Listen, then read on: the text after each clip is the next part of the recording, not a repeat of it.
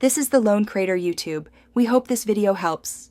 In this video, I will explain how to play Roblox on VR Meta Quest 2.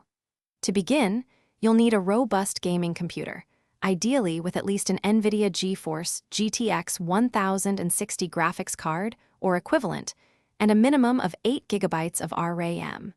Make sure your Meta Quest 2 headset is fully charged and running the most current software. We'll explore both wired connections using a USB 3 cable and wireless options like AirLink, ensuring you get the best possible experience.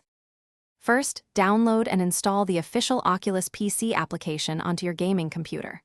Once installed, you have two primary connection choices. For a wired experience, use a high-quality USB 3 cable to connect your Meta Quest 2 directly to your PC, activating Oculus Link. Alternatively, for wireless freedom, enable AirLink within your Quest 2's experimental settings and pair it with your computer. Always confirm your PC recognizes the headset before moving forward. Now, launch the Roblox application on your computer. Before jumping into a game, navigate to the Roblox settings menu and ensure the VR option is toggled on. This is crucial for the game to recognize your headset.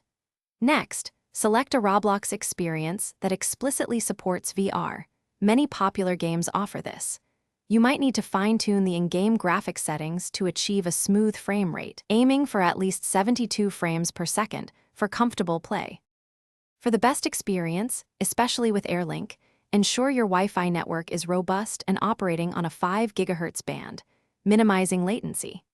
Always close any unnecessary background applications on your computer to dedicate maximum resources to Roblox and your VR connection.